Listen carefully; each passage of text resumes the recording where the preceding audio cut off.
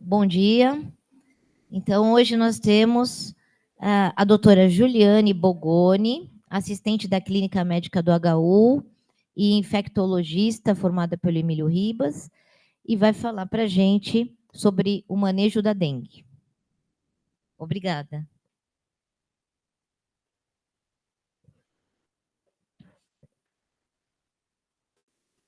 Bom dia.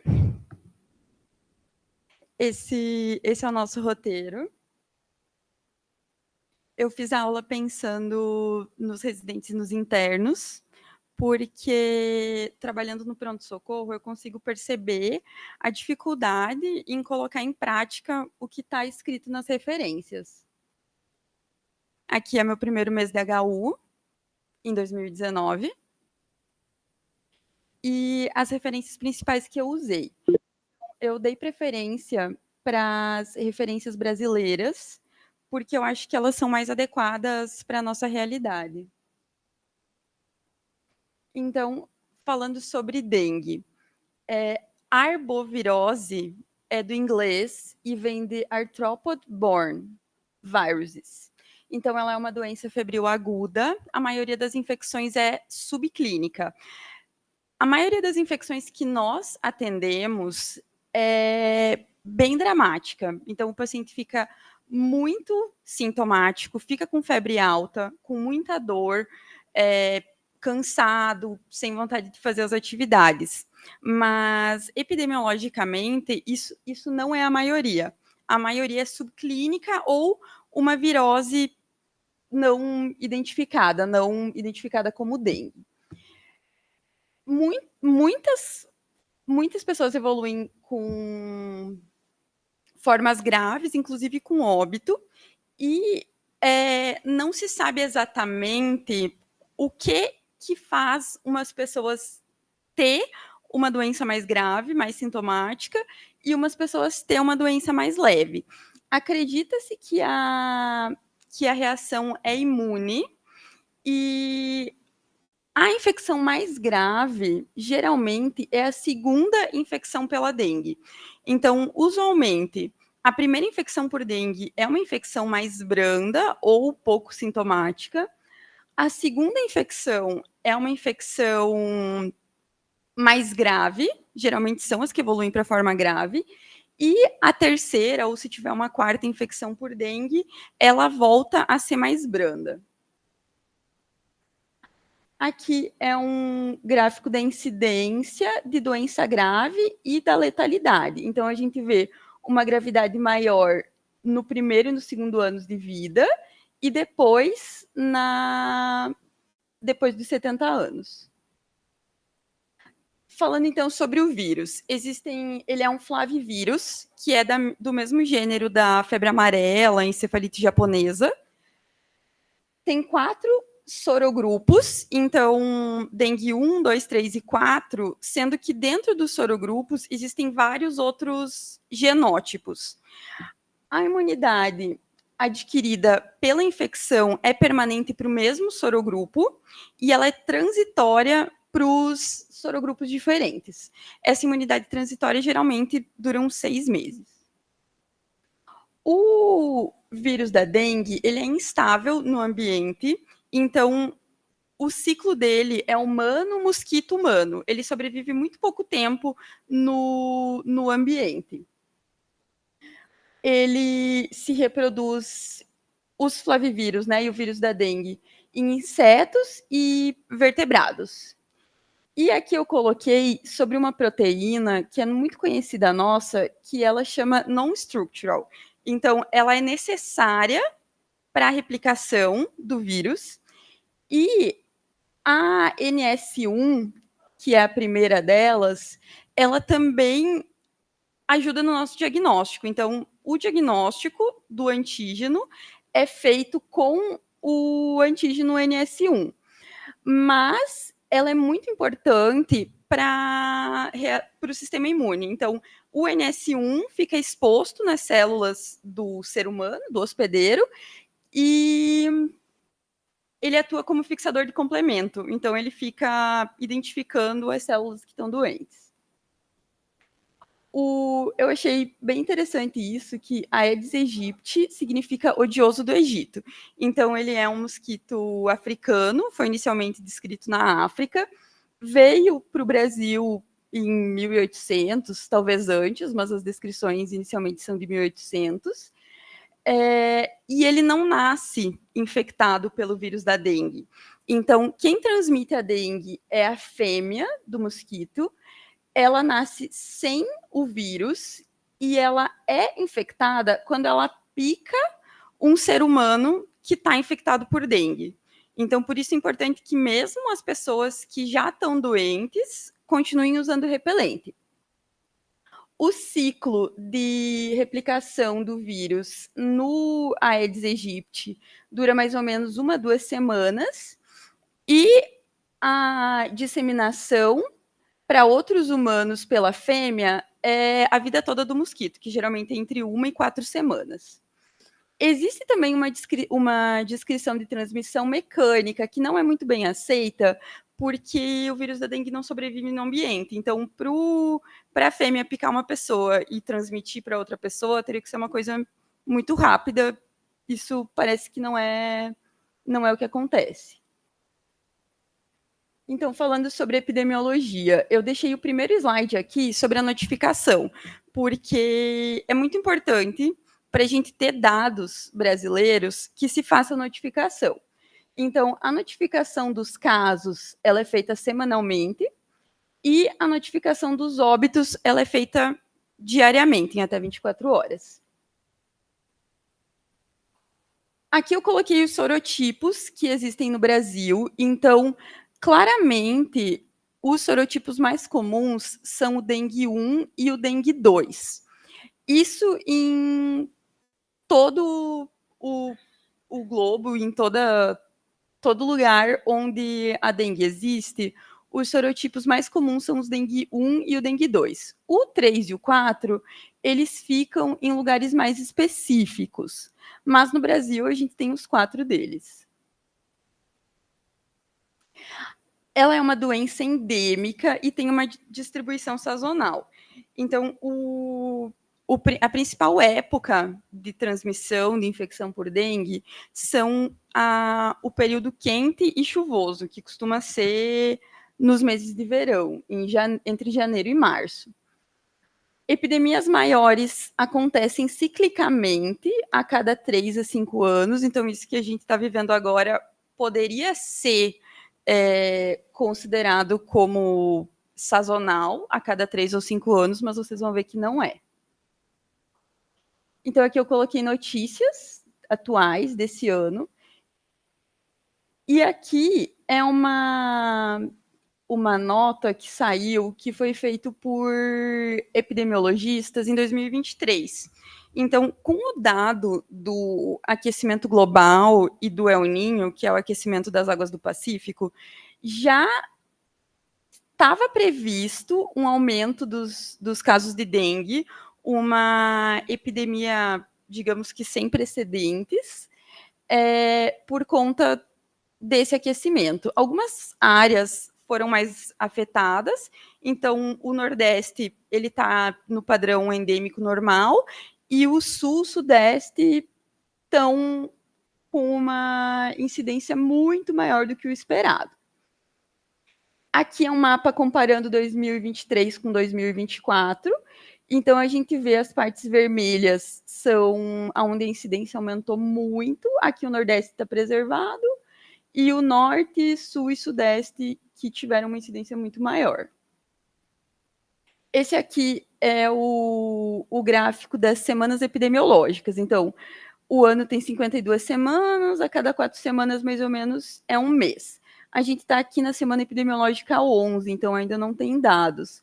Mas em 2023 já teve uma epidemia de dengue, isso já foi fora da curva, e agora, em 2024, a incidência está consideravelmente maior. Esse é um mapa do mundo que mostra aonde que o Aedes aegypti vive. Então, é mais ou menos nas regiões tropicais. O Canadá é o único país das Américas que não tem dengue. E o mosquito ele tem se espalhado para áreas mais onde ele não vivia antes, pelo aquecimento. Aqui dá para comparar o mapa onde o mosquito vive com as regiões de maior incidência de dengue. Então, o Aedes aegypti, ele vive onde o ser humano vive, e o desenvolvimento da larva e da pupa até ele se tornar um mosquito acontece na água. Então, geralmente, em água parada e água descoberta. A picada do mosquito, ela acontece no começo da manhã e no final da tarde. Então, geralmente no amanhecer e no entardecer, porque o hábito do Aedes aegypti é o mesmo hábito que os outros mosquitos, e eles costumam picar sempre nessas horas.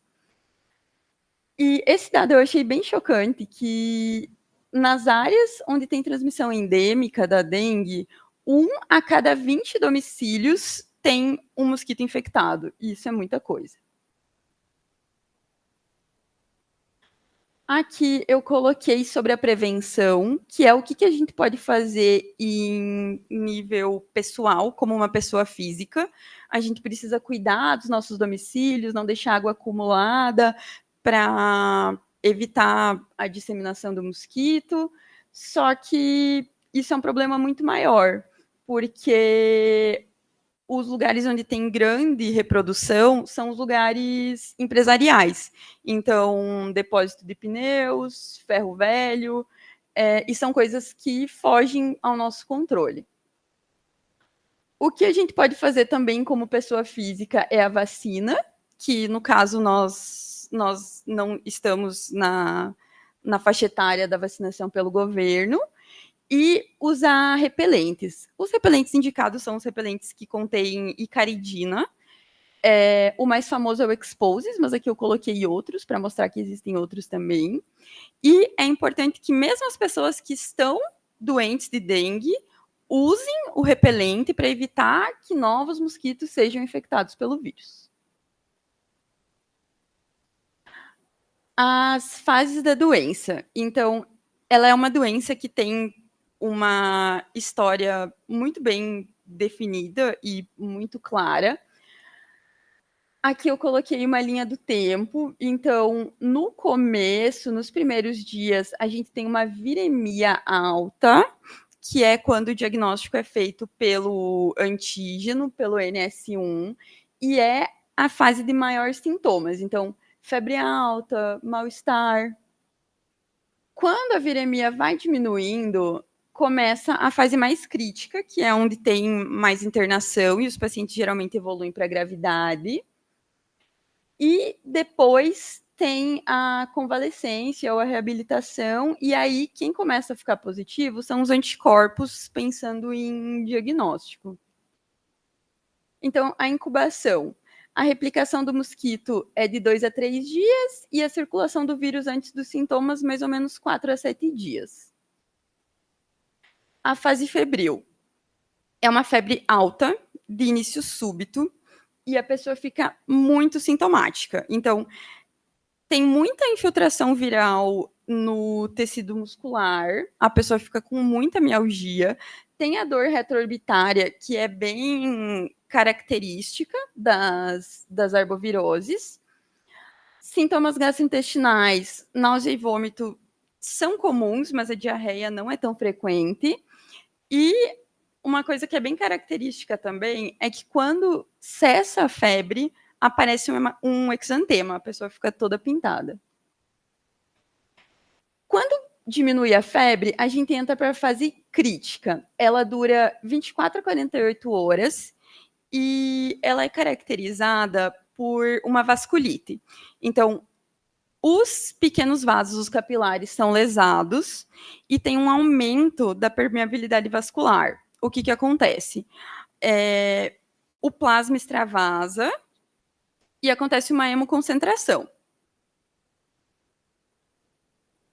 quando isso é muito intenso, isso pode levar, inclusive, a choque hipovolêmico. Então, esse é o principal marcador que a gente vai usar para tentar diferenciar entre os pacientes que vão evoluir para a gravidade ou não.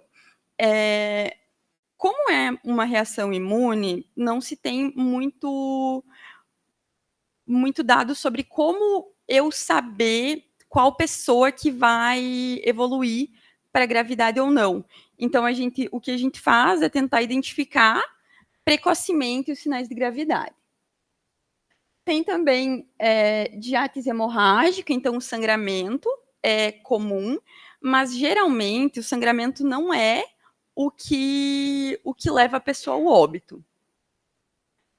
E aqui, para termos didáticos, os sinais de gravidade são, primeiro, os sinais de alarme, que depois eu vou falar para vocês quais são, antes da pessoa evoluir com choque. Hemorragia, ela fica mais ou menos separada dos sinais de alarme, e a disfunção orgânica é menos comum. Então, a pessoa pode fazer uma hepatite, miocardite, pode fazer uma insuficiência renal pela dengue, mas geralmente é pela hipovolemia, só que isso não é tão frequente. E depois que passa a fase crítica, vem a fase de recuperação, que é quando tem a melhora clínica, então uma pessoa ela vai perceber uma melhora dos sintomas, tem reabsorção hídrica, então pode acumular muito líquido, fazer edema pulmonar, fazer derrame pleural, e o exantema pode aparecer. Geralmente, essa recuperação ela é um pouco mais lenta, e as pessoas costumam ficar com mal-estar, um cansaço, que dura vários dias, até algumas semanas. Então, agora eu vou detalhar um pouquinho mais a fase crítica, que é o que mais preocupa para nós. O aumento do hematócrito e a redução dos níveis de albumina, eles são uns sinais mais marcantes do extravasamento de plasma, e é o que a gente pesquisa ativamente na maioria das pessoas. O derrame pleural e a ascite, elas são sinais de gravidade, porque querem dizer que está extravasando plasma para o terceiro espaço e acumulando na cavidade, mas ela também pode acontecer de maneira iatrogênica por hiperidratação. O sangramento, ele acontece por plaquetopenia e por déficit de fator de coagulação. Tem um consumo de fator de coagulação por conta da vasculite, da reação inflamatória, e tem a plaquetopenia também. Então, são dois fatores diferentes que têm a mesma finalidade.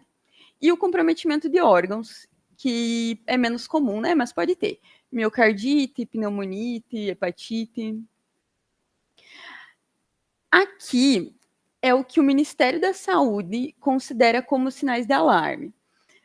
Pensando em sinais de gravidade, a gente vê que não são todos contemplados, mas pensando em rastreio populacional numa epidemia que a gente está vivendo, eles são muito coerentes. Por quê? Porque são todos sintomas clínicos. Então, com o exame físico, a gente consegue separar entre os pacientes que têm uma chance maior de evoluir para a gravidade e os pacientes que eu tenho, entre aspas, certeza que eles vão ficar bem se forem para casa. Então, dor abdominal intensa, eles colocam como referida à palpação, mas eles colocam intensa e contínua. Então, uma dor que é a palpação, ela, digamos que não é contínua. Então, eu acho que a gente considera como clinicamente, assim, né? Se eu pensar que o paciente está com muita dor, eu considero como sinal de gravidade. Se eu achar que essa dor dele não é muito intensa, eu considero como não. Os vômitos persistentes, o Ministério da Saúde não descreve o que são vômitos persistentes, mas a Organização Mundial da Saúde coloca como 3 episódios de vômito em 1 hora ou 4 episódios em 6 horas. Então, por exemplo, se eu atender um paciente agora e ele não vomitou desde a hora que ele foi dormir, isso já não é vômito persistente. Acúmulo de líquidos, então se eu perceber que tem ascite, derrame pleural ou derrame pericárdico no meu exame físico. Hipotensão postural ou lipotímia, porque pensando num choque compensado, a primeira coisa que a gente vai ter é taquicardia, depois vai aparecer a diminuição da pressão de pulso, que vai causar lipotímia ou hipotensão postural, e só depois que vai se instalar a hipotensão de fato. Hepatomegalia, o fígado 2 centímetros abaixo do rebordo costal. Sangramento de mucosa, a gente considera como sinal de alarme. E alteração do nível de consciência. Aqui são outros sinais de doença severa, mas eles são laboratoriais. Então, foi por isso que o Ministério da Saúde deixou de lado para a gente pensar no nível populacional mesmo. Então, dispneia, trombocitopenia, aumento de transaminases, que a gente não vai pedir para todo mundo, e o aumento progressivo no hematócrito. E o óbito, por que as pessoas morrem de dengue? Choque por extravasamento plasmático. A hemorragia pode levar ao choque também, mas é menos frequente. Ou comprometimento de órgão, né? Hepatite, encefalite, meningite. Aí faltou um quadradinho aqui, mas para a gente declarar como óbito por dengue, a pessoa precisa ter dengue, mesmo que seja suspeita, então no caso do exame não está positivo ainda, e o óbito ter sido como uma consequência da infecção, então sem outras causas mais prováveis para esse óbito. O diagnóstico. Primeira coisa para a gente diagnosticar um paciente com dengue é pensar que pode ser dengue. Então, uma febre com duração de 2 a 7 dias, acompanhada de 2 ou mais. Náusea ou vômito, exantema, mialgia, artralgia, cefaleia, petequias ou prova do laço e leucopenia.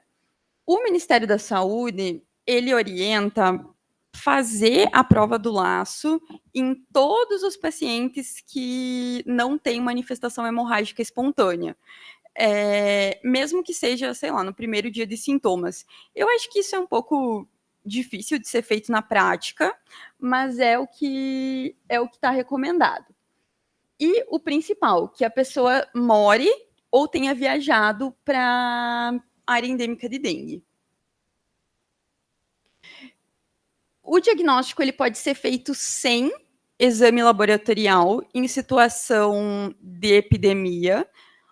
Do jeito que a gente está vivendo nesse momento no Brasil, apesar de ser uma epidemia muito importante, ainda está sendo feito o exame para todo mundo. Então, a gente ainda não está nesse diagnóstico por vínculo clínico epidemiológico.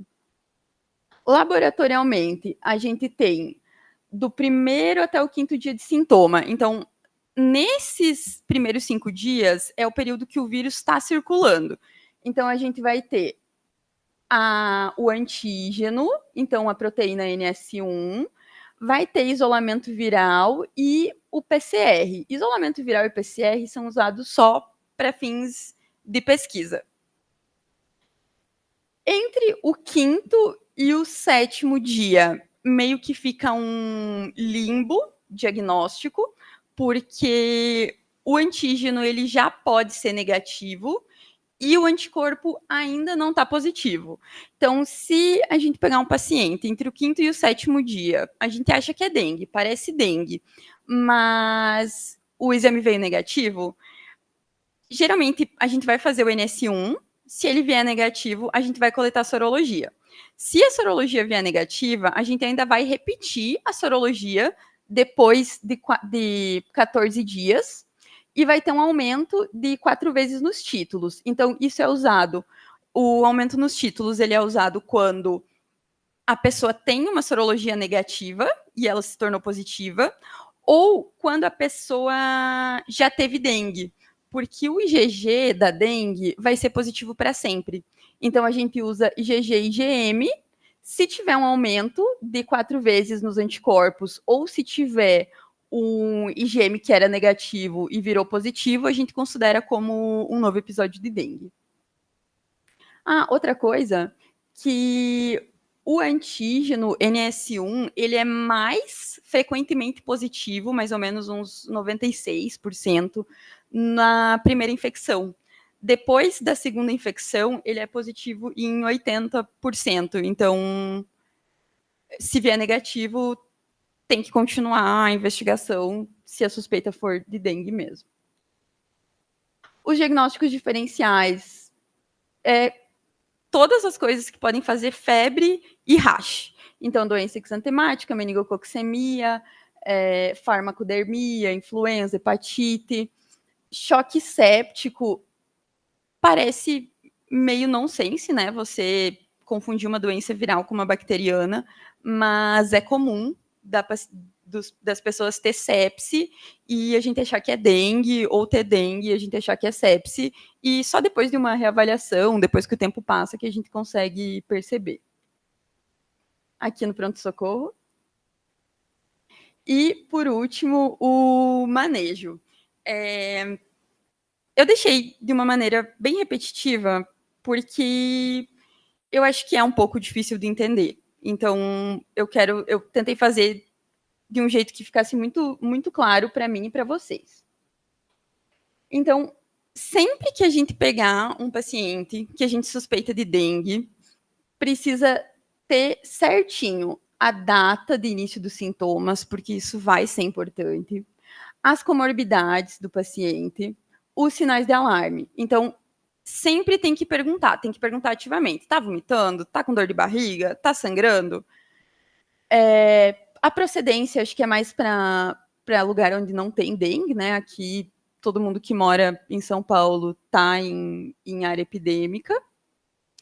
E no exame físico, nível de consciência, hidratação, perfusão, temperatura, frequência cardíaca, frequência respiratória e a pressão arterial em 2 posições, para pesquisar hipotensão postural. A prova do laço. Na teoria, ela deve ser feita para todas as pessoas com suspeita de dengue que não estão com manifestação hemorrágica espontânea. Então, a gente mede a PA da pessoa e calcula o valor médio. Então, não é PAM, é pressão sistólica mais diastólica dividido por 2. Infla o manguito por 5 minutos em adultos e vê se tem surgimento de petequias. A gente desenha um quadradinho de 2,5 cm e conta quantas petequias tem no lugar que apareceram mais petequias. Aqui eu coloquei o que é feito para todos, então antes de classificar pelos grupos que o Ministério da Saúde separa. Orientar sobre eliminação de criadouros, acho que isso é meio inviável fazer para todo mundo, mas eu acho que está sendo bem divulgado, né, pelo governo. Evitar anti-inflamatório esteroidal, porque eles têm um efeito que favorece o sangramento. Lembrar, aqui, todos os exames de diagnóstico, eles são feitos pelo Adolfo Lutz, mas em locais que tem laboratório próprio, né, que faz o exame, todos os casos graves e óbitos, a gente precisa mandar para o GAL, e não esquecer de notificar. Existem 2 classificações, uma mais antiga de 1997, que é a mais disseminada, que separa dengue e dengue hemorrágica. Isso é clássico, né? As pessoas todas falam desse jeito, as pessoas leigas, mas o Ministério da Saúde pede para que isso não seja mais usado, porque hemorragia não é o principal fator de gravidade. Então, a classificação da OMS é entre dengue, dengue com sinal de alarme e dengue grave. O Ministério da Saúde coloca mais uma classificação, então, dengue grupo A, que seria o mais tranquilo de todos. Grupo B é a pessoa que você tem que ficar um pouquinho preocupada, mas ainda não tem sinal de alarme. Aí, dengue com sinal de alarme é o grupo C e dengue grave é o grupo D. O dengue grave, então, choque ou desconforto respiratório, sangramento grave, não só sangramento de mucosas. AST ou ALT maior que 1000, alteração do nível de consciência e miocardite. Aqui eu coloquei os critérios para internação e os critérios para alta hospitalar. E se a gente for seguir tudo que está na teoria, é inviável, porque o Ministério da Saúde manda internar todo mundo que tem sinal de alarme. Não tem como. Então, choque, obviamente, precisa ser internado, sangramento grave, comprometimento de órgão. A internação exclusivamente pelo critério de plaquetopenia é só com plaqueta abaixo de 20.000. Intolerância oral, porque se a pessoa não conseguir se hidratar, ela vai desenvolver choque. Hipotensão, comorbidade descompensada, acima de 75 anos, um comprometimento social que impeça a pessoa de voltar nos retornos, de fazer os exames, gestantes e coagulopatia.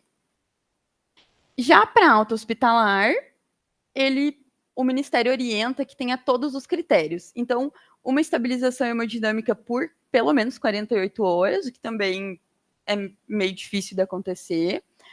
Sem febre por 24 horas, melhora visível, hematócrito normal e plaquetas em ascensão. Aqui é o fluxograma do Ministério. Então, quando a gente avalia o paciente, a gente pesquisa sangramento, espontâneo ou induzido, risco social, comorbidade e idade. Se tiver tudo bem, ele é grupo A. Tranquilo, não precisa fazer mais nada, orientação, sintomático. Se não tiver de alarme, ele coloca como grupo B, mas aqui grupo B é só se tiver risco social, gestante, mais do que 65 anos. Se tiver sinal de alarme, já precisa ir para hidratação parenteral. E aí a gente vai diferenciar grupo C, quem não tem sinal de choque, e grupo D, quem está chocado. Então, grupo A, atendimento pelo horário de chegada, grupo B, médio, grupo C, atendimento na urgência, e grupo D é quem tem que sair correndo para a emergência. Então, grupo A, prova do laço negativa, sem hemorragia, sem sinal de alarme, sem comorbidades. Hidratação oral na sala de espera, então o ideal é já oferecer água para todo mundo. Adultos saudáveis, mais ou menos 3.000 ml por dia, então 3 litros, é bastante, né? Eu acho bastante ser tomado. Segmento na atenção básica e medicação sintomática. Tem um cartãozinho de acompanhamento da arboviroses, que eu já mostro, e o Ministério da Saúde indica uma reavaliação no 5º dia de doença ou no 1º dia sem febre, que é para você tentar identificar precocemente os sinais de alarme. Esse é o cartãozinho daqui da Secretaria de São Paulo, mas o cartãozinho que é mais usado, não apareceu, que é do Ministério da Saúde. Ele é parecido, né? Então tem para colocar os exames, a avaliação clínica, a identificação da pessoa e umas orientações básicas para o paciente. O grupo B. Então, no grupo B, são quem tem sinal de alarme. Aqui ele fala sinal de choque também, mas quem tem sinal de choque já não é grupo B, é grupo D. Quem tem prova do laço ou manifestação hemorrágica, quem tem comorbidade, quem tem idade maior do que 65 anos. A gente vai começar a hidratação oral, da mesma maneira que é feita no grupo azul, grupo A, o hemograma para todo mundo e avaliar se a comorbidade está compensada. Se o hematócrito estiver normal, é alta, com hidratação oral, segmento normal. A diferença é que no grupo B a reavaliação é diária, então a pessoa tem que ir para a unidade básica de saúde todos os dias para ver como está evoluindo.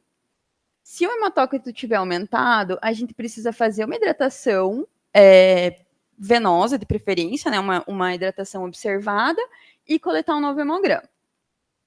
Se o hematócrito, o segundo hemograma tiver com hematócrito normal, alta. Se o hematócrito tiver aumentado, tem que conduzir como grupo C. E a reavaliação é diária até 48 horas sem febre. Aqui o grupo C. Aqui eu acho que começa um pouco mais de dificuldade, né? Para mim, pelo menos, na minha compreensão. Então, o grupo C é quem tem sinal de alarme. Só que o Ministério já coloca que no grupo D já é sinal de alarme. Então, acho que isso fica meio confuso. Acho que a gente considera como grupo C quem está mais grave, quem está hipotenso, não sei. Mas não pode ter sinal de choque. Quem tem sinal de choque é grupo D. No grupo C, então, são as pessoas que são mais graves, têm que ficar internadas por pelo menos 48 horas para observar. A gente precisa fazer hemograma, albumina e transaminases para identificar a disfunção hepática, raio-x de tórax e ultrassom de abdômen para a gente identificar os derrames, e aí outros exames individualizados. O que a gente vai fazer quando chega um paciente do grupo C? A gente vai fazer um desafio volêmico. A recomendação é 10 ml por quilo de soro fisiológico ou qualquer cristalóide nas primeiras 2 horas e reavaliação do hematócrito depois de 2 horas.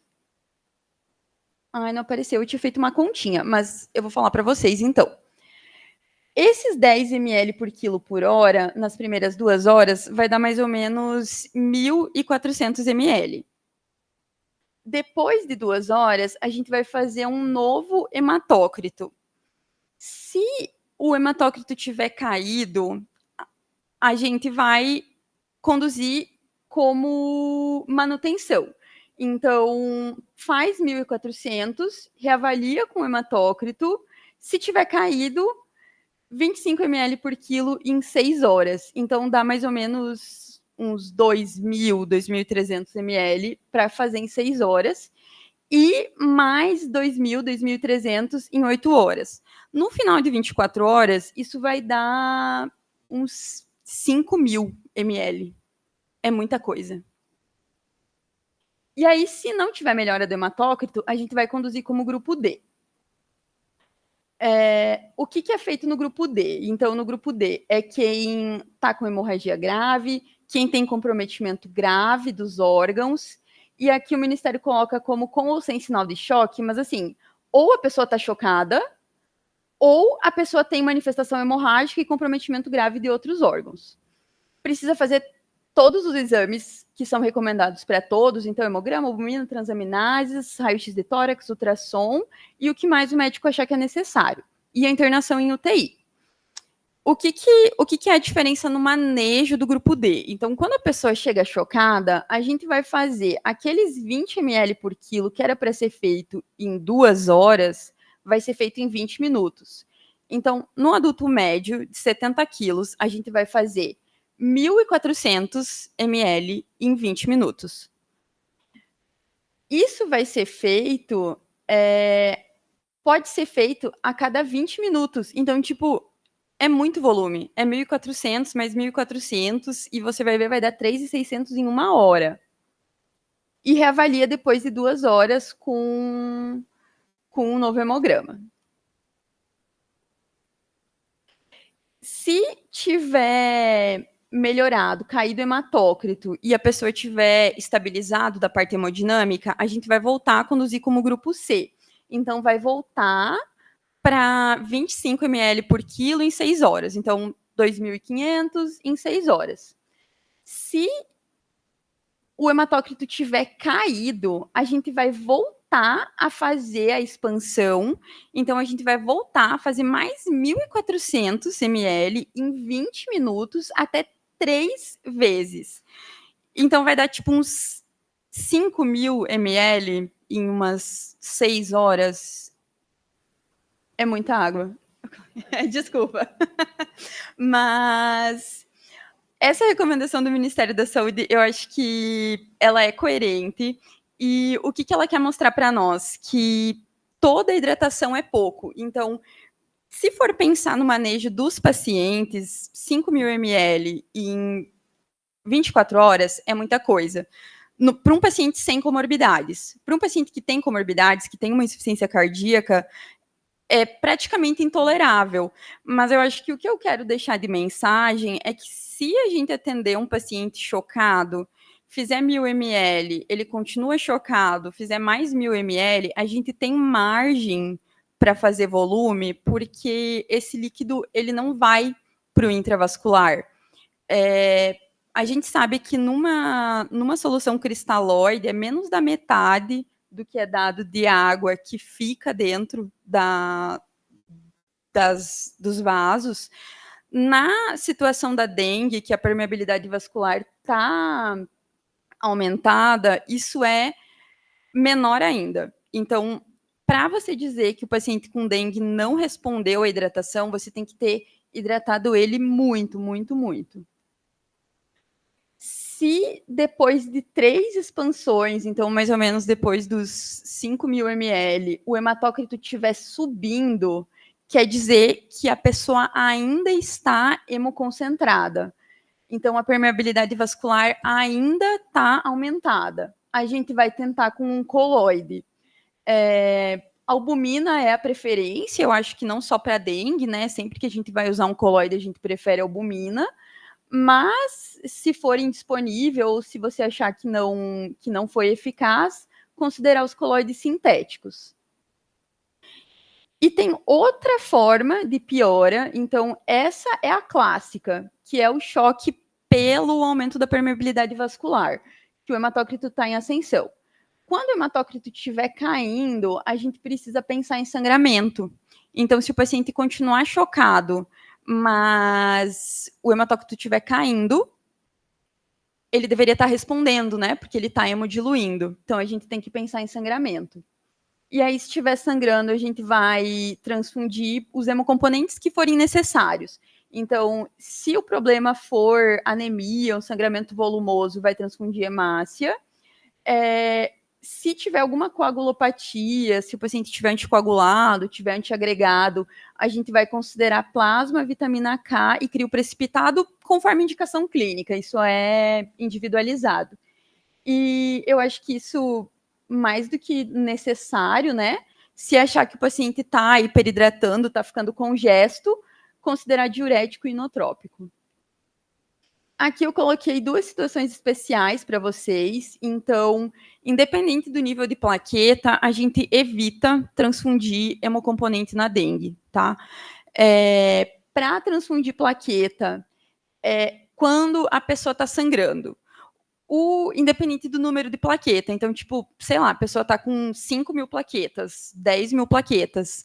Se não tiver sangramento, calma, hidrata, tenta observar o mais de perto possível, tenta fazer a pessoa não sair do leito, né, evitar ao máximo qualquer tipo de trauma, e só transfunde plaqueta se tiver sangramento. E essa é a recomendação da OMS, a recomendação do Ministério da Saúde é, primeiro, corrigir os fatores de coagulação, outros fatores que possam estar interferindo, mas a pessoa precisa estar com INR alargado. E, por último, aqui, se a pessoa é anticoagulada ou antiagregada, se a plaqueta estiver acima de 5.000, mantém o anticoagulante e o antiagregante. Se a plaqueta estiver entre 30 e 50.000, interna e avalia, né, se você acha que o risco é maior de sangramento ou se o risco é maior de trombose.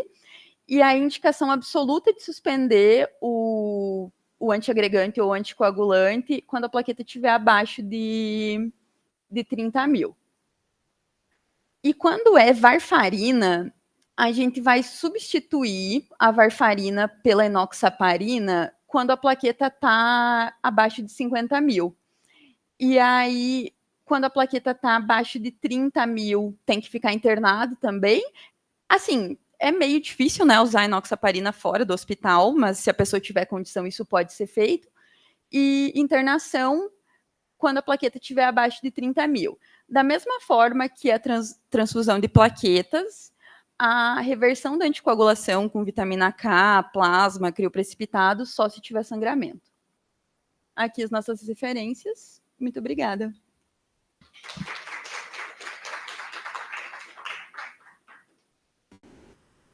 Bom, alguém quer fazer alguma pergunta? Muito obrigada. Eu tenho uma dúvida em relação à plaquetopenia. Quando que a plaqueta é uma indicação de internação ou ficar em observação? Só a plaqueta sem sangramento? Só abaixo de 20 mil. Então, é meio desesperador a gente vê a plaqueta 30 mil, 40 mil, mas se a pessoa não tiver outros critérios, internação só abaixo de 20 mil.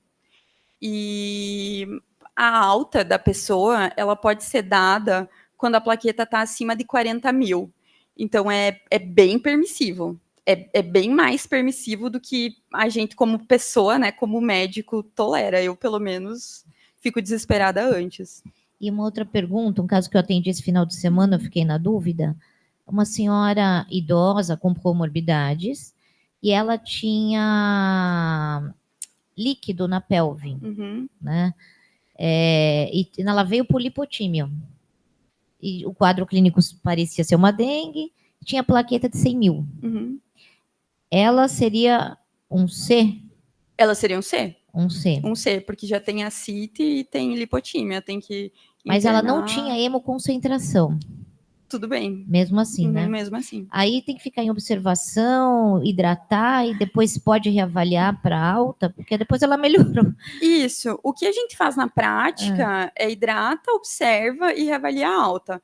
Mas o que o Ministério da Saúde preconiza é 48 horas de observação. Eu também acho que é inviável segurar todo mundo 48 horas, mas é o que está escrito. E outra coisa que pode ser diagnóstico de hemoconcentração é a avaliação posterior. Porque, por exemplo, se a pessoa tiver uma anemia por algum outro motivo, ela nunca vai fazer um hematócrito de 44, uma mulher nunca vai fazer.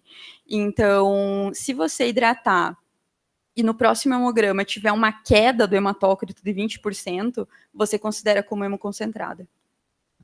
Não de 20% do hematócrito, né? Tipo, de 20% do valor que estava, que dá uns 4% no hematócrito. Você sabe se está tendo co-infecção no momento? Covid e, por exemplo, gripe junto com a dengue? Não sei. Porque é impressionante o número de pessoas que chegam com sintomas de dengue e dor de garganta. Ou um pouco de tosse. Isso eu não sei. Aí, o que está me ajudando é a prova do laço. Muito na prática, porque... É difícil. Às vezes é difícil pelo menos se for dengue, é A, né? Se vier negativo. Mais alguma dúvida, pessoal?